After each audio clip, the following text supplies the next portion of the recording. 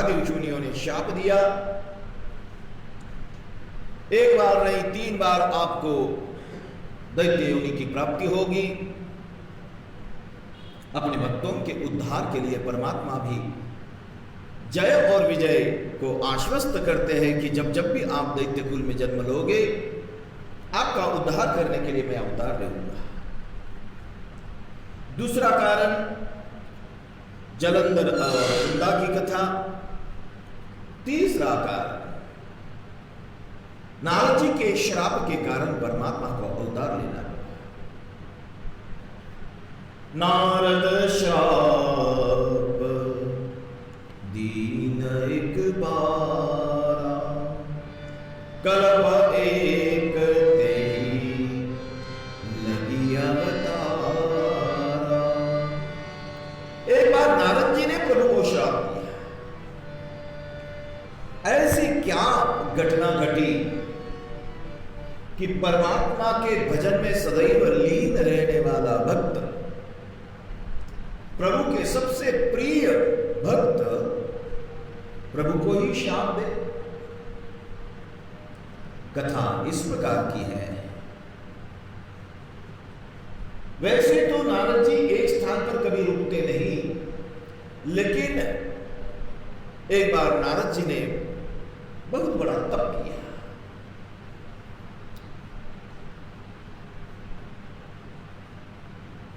नारद जी के तप का भंग करने का भी प्रयास किया इंद्रादि देवों ने, लेकिन नारद जी डगमगे नहीं। अप्सरा आकर नृत्य भी करती है।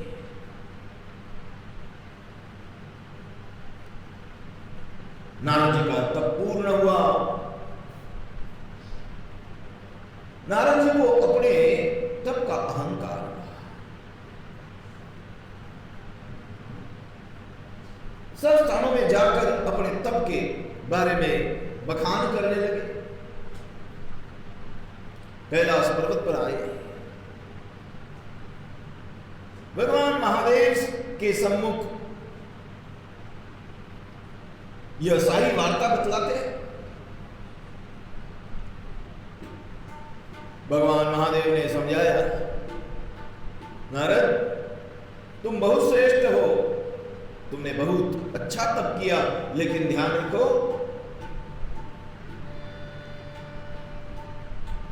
यह बात भगवान नारायण को कभी मत सुना। वहां से जब विदा हुए तो मन के मन में यह विचार करने लगे कि मैंने इतना बढ़िया तप किया और तप में मैं यशस्वी हुआ, मेरी कीर्ति फैले नहीं, इसलिए ये सारे देव मुझसे जलते हैं। और इसलिए ही भगवान महादेव मुझे बार बार ये कहते हैं कि किसी से मत कहो, किसी से मत कहो। देवर्षि नारद वैकुंठ में पधारे और वहां आकर देवर्षि ने यह सब बात कि मैंने ऐसा तप किया, मैंने इतना बढ़िया तप किया, काम को मैंने वश में कर लिया। भगवान नारायण सुनते रहे, वाह भाई वाह नारद, संसार में तुम्हारे जैसा तप किसी ने नहीं किया, तुम बहुत श्रेष्ठ हो नारद, बहुत श्रेष्ठ।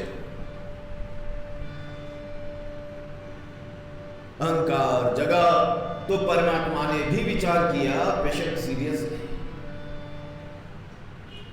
अरे ये तो मेरा सबसे प्रिय भक्त है और यही अहंकार कर ले तो इसका अकल्याण होगा। इसलिए परमात्मा ने ही एक माया रची है। जैसे ही नारद जी वहां से निकले तो नारद जी को पता चला कि भाई शीलनिधि राजा की एक कन्या है विश्वमोहिनी, उसका विवाह है।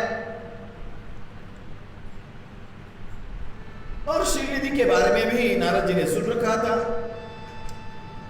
वैसे तो सब स्थानों में भ्रमण करते ही थे, और नारद जी उत्तम पत्रकार होने के कारण सभी लोग उनका स्वागत किया ही करते थे। सोचा चलो शीलनिधि के पास जाएंगे। और जैसे ही देवर्षि नारद राजा शीलनिधि को मिलने के लिए आए, राजा शीलनिधि ने देवर्षि का स्वागत किया। बसजी नगर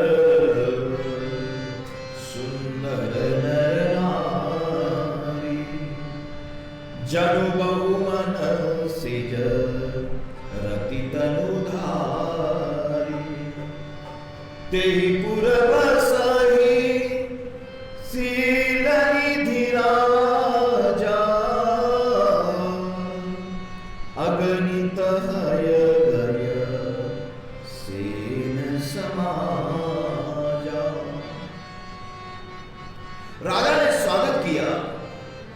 भाई जब कोई भी संत अपने घर आ जाए तो समझना चाहिए संत का शुभागम हमारे भाग्य के द्वार खोलने के लिए आए।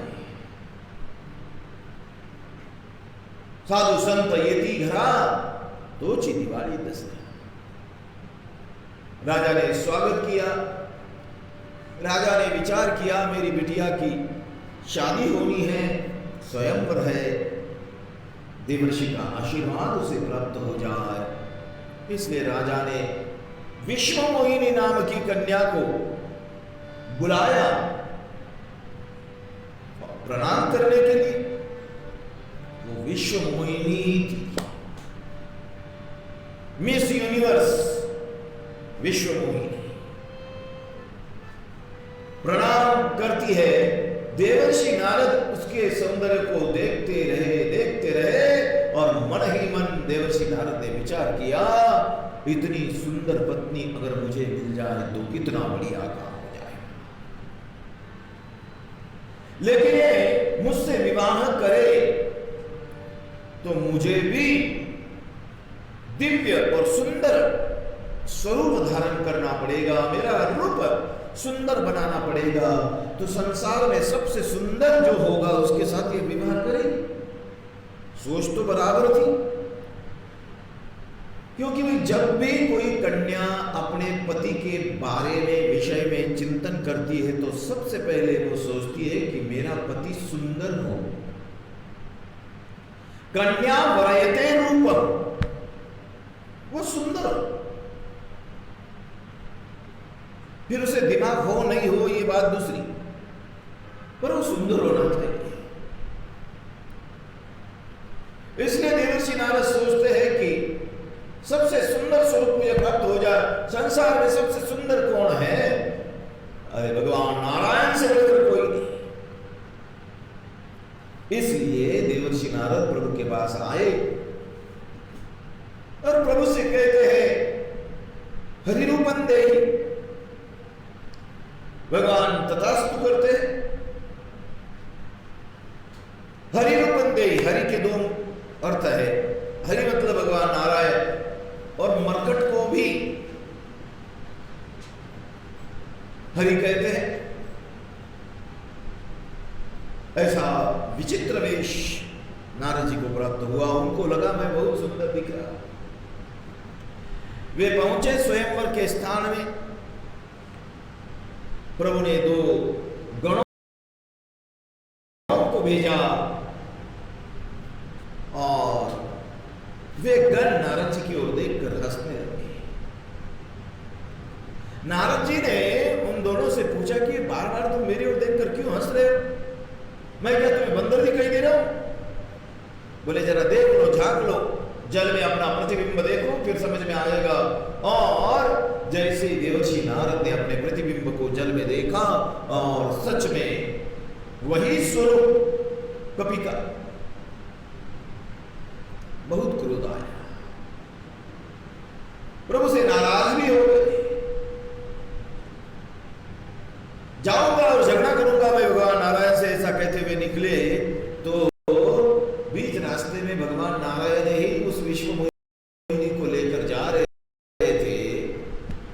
अब तो और कुपित हुए और देवर्षि नारद ने भगवान नारायण को शाप दिया कपि आकृति तुम कीनी हमारी, करी है की सहाय तुम्हारी। मम अपकार कीन तुम भारी, नारी बिरह तुम होव दुखारी।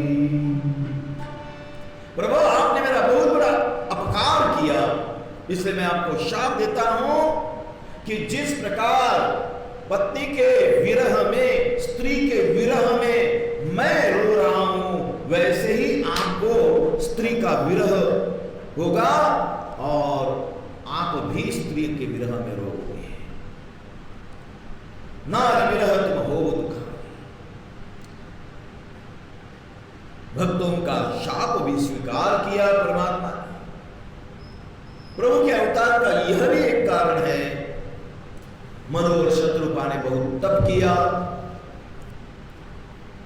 और पांचवा कारण प्रताप भानु की कथा सुनाई।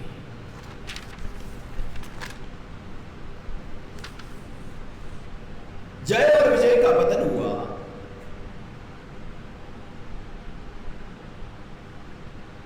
जय और विजय पहला जन्म लेकर आए हिरण्याक्ष और हिरण्यकशिपु। दूसरा जन्म हिरण्य रावण और कुंभकर्ण के रूप में हुआ। रावण रजोगुणी है, और रजोगुणी व्यक्ति सदा क्रियाशील रहता है। नए नए कुछ न कुछ उद्योग करते रहना चाहिए। ज्यादा से ज्यादा मुनाफा मुझे कैसे मिले, मेरा विकास अधिक अधिक कैसे हो, बढ़िया से बढ़िया मेरा भवन कैसे बनेगा, बढ़िया से बढ़िया गाड़ी मेरे घर के आंगन में कैसे होगी, मेरा बैंक बैलेंस कैसे ज्यादा से ज्यादा बढ़े। इन सभी बातों को सोचते हुए वो सदैव क्रियारत रहता है। रावण रजोगुणी,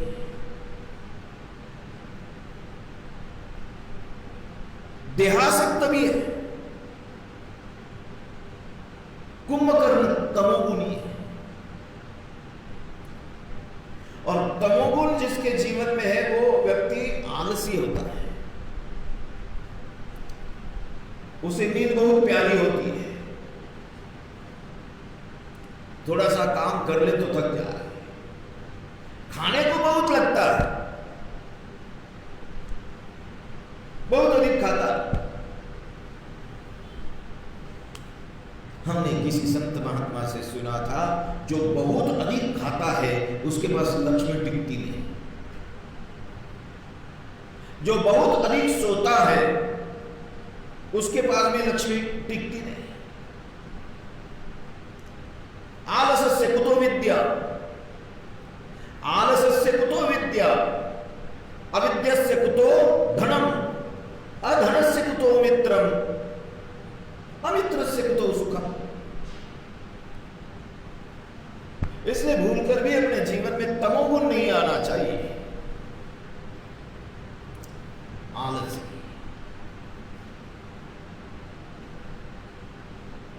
विभीषण सत्वगुण प्रधान है। रावण भी क्रिया करता है और विभीषण भी कर्म करता है। रावण अपने देह के प्रति ही विचार करता है और विभीषण भगवान का विचार अधिक करता है।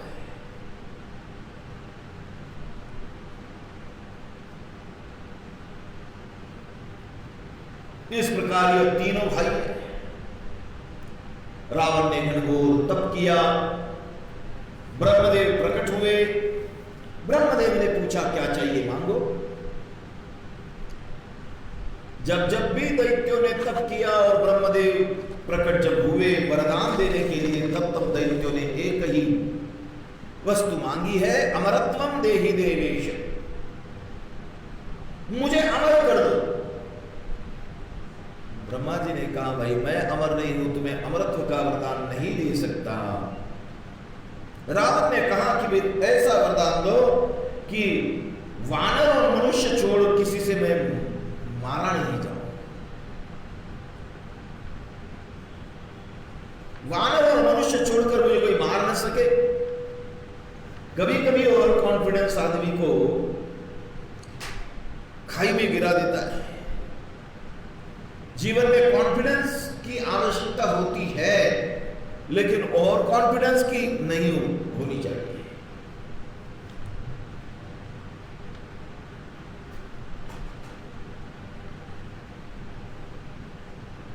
रावण में बल बहुत था, केवल शारीरिक बल नहीं, उस समय के जितने भी दुष्ट थे वे सारे रावण के साथ जुड़ गए थे। ये तब की ही बात नहीं है, आज भी सज्जनों का संगठन कभी देखने मिलता नहीं और सारे पापी एक साथ इकट्ठे आ जाते हैं एक सज्जन को पराभूत करने के लिए। फिर उसमें पूतना भी होती है, ताड़का भी होती है, जो भी असुरिया होती है वो सब की सब आ जाती है दैत्यों के साथ एक सज्जन को पराभूत करने के लिए। रावण को वरदान प्राप्त हुआ, रावण अति उन्मत्त हुआ। लंका रावण की राजधानी है।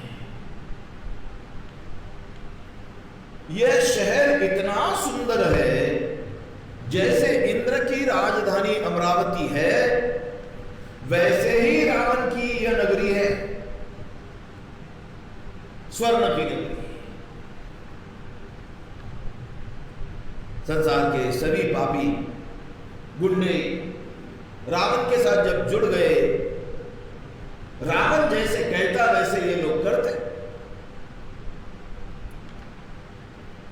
रावण के गुंडे लोगों को तकलीफ देने लगे।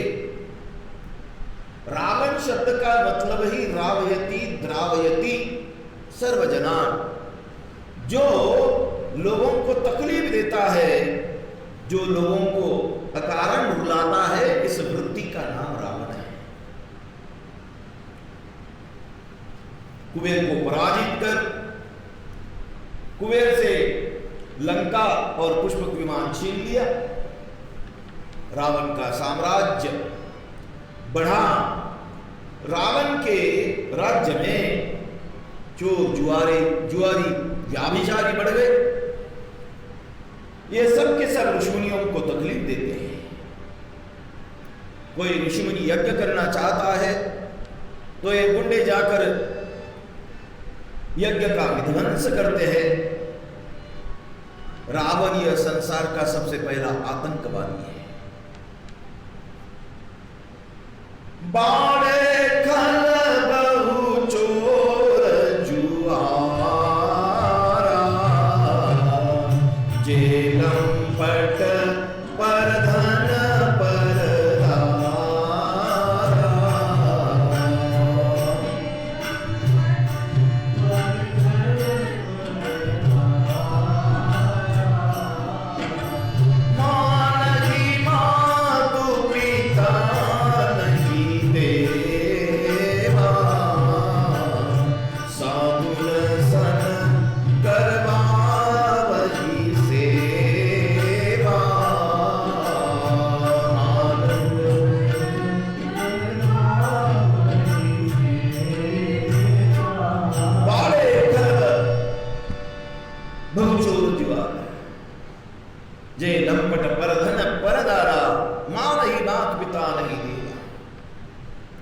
साधुन सन करवा वही सेवा। इस प्रकार धर्म को ग्लानि सब देव जब त्रस्त हुए, क्योंकि केवल ऋषि मुनि और मनुष्य को ही इन रावण के हस्तकों ने तकलीफ नहीं दी है, देवताओं को भी बहुत तकलीफ। सब देव घबराए, सब देव सत्य रूप में आए।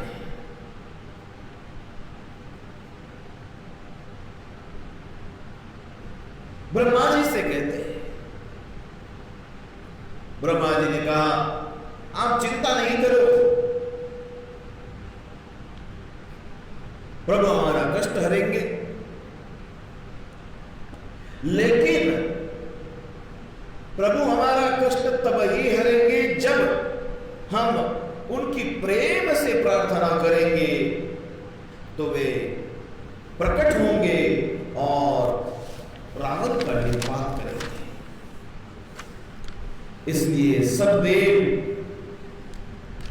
प्रार्थना करते हैं कि प्रभु हमारा दुख नष्ट करने के लिए कृपा करके अवतार लीजिए।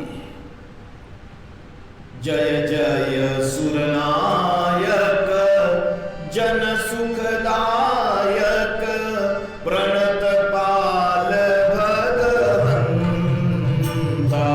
सीता राम राम राम सीता राम राम राम सीता राम राम राम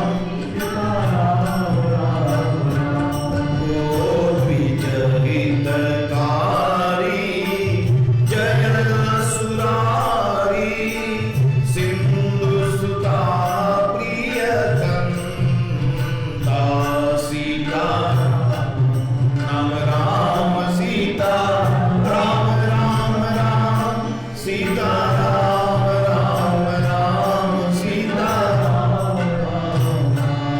पालन सुरधरणी अद्भुत करणी मरम जानई होई सीता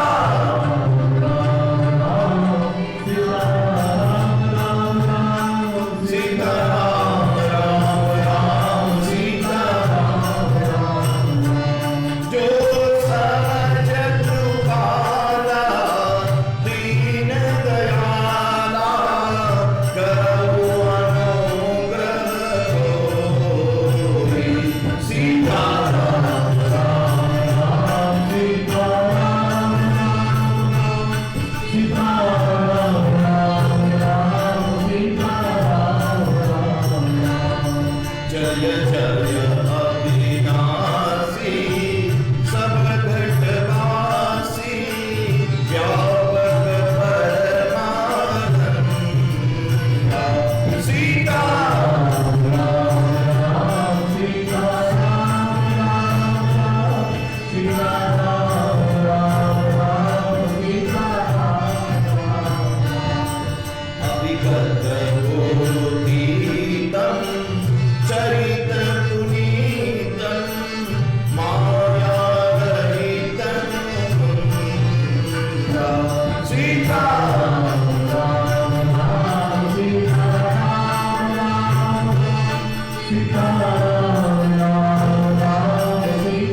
राम सीता जयितागी विरागी अति अनुरागी विगत मुनि वृंदा सीता राम राम सीता राम राम सीता राम राम सीता राम राम जय जय सुरनायक जन सुखदायक प्रणत पाल भगवंता सीता राम राम राम सीता राम राम राम सीता राम राम राम सीता राम राम सीता राम राम सीता राम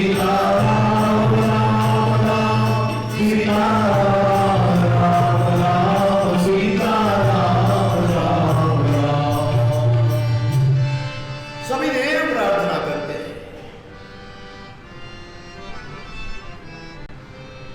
प्रभु प्रकट हुए। वयं त्यजत भद्रं वो हितार्थं युधिरावण सपुत्र पौत्रं सामात्यं समान विज्ञाति बांधवम् दशवर्ष सहस्राणि दशवर्षशतानि च वत्स्यामि मानुषे लोके पालयन् पृथ्वीमिमाम्। प्रभु सभी देवों को आश्वस्त करते हैं, मैं सूर्यवंश में अवतार लूंगा और आपको भयमुक्त करूंगा। परमात्मा का वचन है कि मैं सूर्यवंश में अवतार लेकर आने वाला हूं। जरा सोचिए, एक महापुरुष को जब जन्म लेकर आना होता है, जब एक महापुरुष जन्म लेता है तो उत्तम कुल की आवश्यकता है। माता पिता का जीवन उत्तम और तपस्वी होने की आवश्यकता होती है। एक महापुरुष जन्म लेकर आता है तब। स्वामी विवेकानंद का जब हम विचार करते हैं तो माता भुवनेश्वरी देवी को भूलकर नहीं चलता। उत्तम कुल, और प्रभु ने कहा कि मैं सूर्यवंश में अवतार लूंगा। तो जरा सोचिए, कैसा दिव्य वंश है सूर्यवंश। भगवान मनु इस वंश के आदि प्रवर्तक हैं। कवि कालिदास ने सूर्यवंश का जो वर्णन किया है रघुवंश में, बड़ा अद्भुत वर्णन है। इसमें जन्म लेकर आने वाला प्रत्येक राजा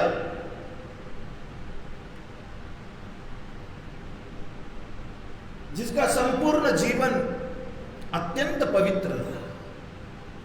सोहम आजन्म शुद्धानां आफलोदय कर्मणाम् आक्षिति समुद्राणाम् आनाकरतवर्त्मनाम् सोहम आजन्म शुद्धानां। सूर्यवंश में जन्म लेने वाला प्रत्येक राजा का जीवन जन्म से लेकर मृत्यु पर्यंत अति शुद्ध है।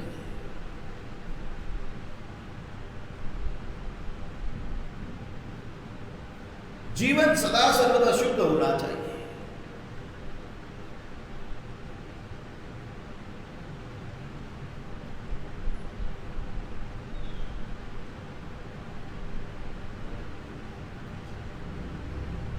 सूर्यवंश का प्रत्येक राजा अपने चरित्र का विशेष ध्यान रखता है।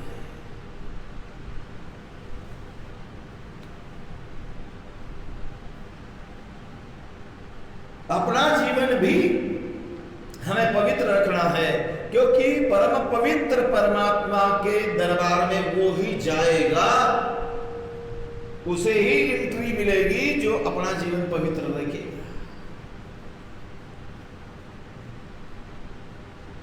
फिर इसमें खान पान से लेकर समुचित सब बातें हैं।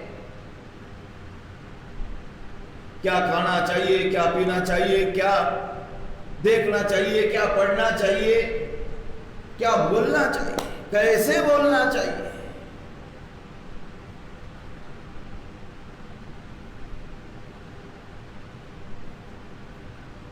मैं कुछ भी खाऊंगा, कुछ भी पीऊंगा, कुछ भी पढ़ूंगा, कुछ भी देखूंगा, कुछ भी बोलूंगा और मुझे भगवान का साक्षात्कार हो गया,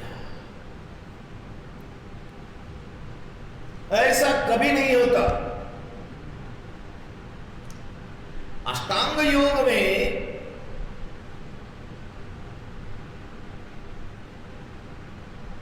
जो सीढ़ियां बताई है समाधि तक, उसमें यम और नियम,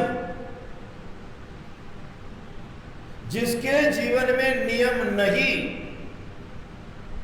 वो कभी साधन कर सकता नहीं और उसका साधन पूर्ण हो सकता।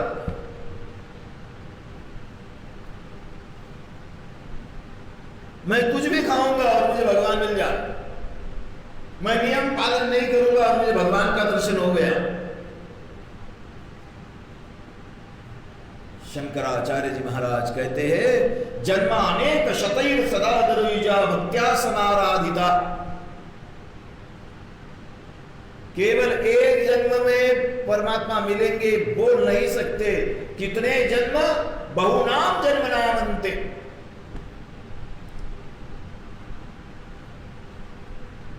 जीवन शुद्ध होना चाहिए। जन्म अनेक शतैर, इसलिए महाराष्ट्र के संत नामदेव जी महाराज कहते हैं, जन्मों जन्मी आम्ही बहुपुण्य केले, तेव्हा या विठ्ठल कृपा केली। कितने जन्म अत्यंत शुद्ध अवस्था में बिताए पता नहीं, बहुनाम जन्मनाम अंते। जीवन शुद्ध होना चाहिए, कुल शुद्ध होना चाहिए, तब परमात्मा का प्राकट्य होगा।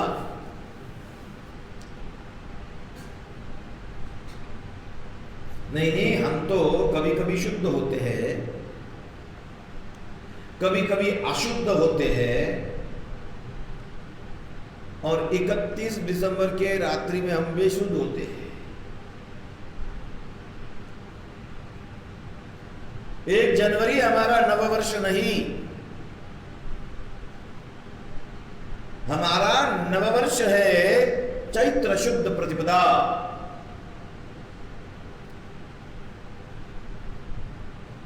यह हमारा नववर्ष है। हमारे नववर्ष के शुभारंभ में व्रत उपवास किया जाता है, तब किया जाता है। इसलिए चैत्र नवरात्रि, इसमें भगवती की आराधना, भगवान राम का प्रकट्य हुआ, इसलिए इसको राम नवरात्रि भी कहते हैं। भगवान की आराधना करने का यह समय है।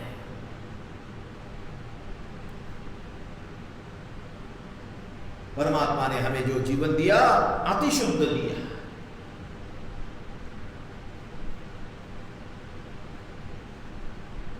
संतों ने इस मनुष्य शरीर को चादर की उपमा दी है।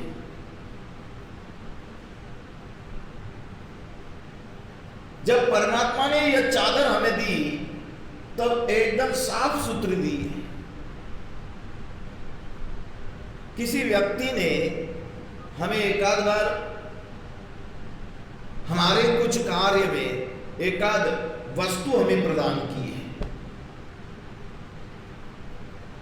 सज्जनता इसमें है कि जब हम उसे लौटाए तो उसने जैसे दी है वैसे ही लौटानी चाहिए, या दाग धब्बे लगा कर लौटानी चाहिए, तोड़ मरोड़ कर लौटानी चाहिए। तो जो परमात्मा ने हमें यह देह रूपी चादर दी है, एकदम स्वच्छ दी है, तो परमात्मा को भी वापिस करते हुए जरा ध्यान रखना चाहिए कि यह चादर कहीं मैली न हो जाए। मैली चादर ओढ़ के कैसे द्वार तुम्हारे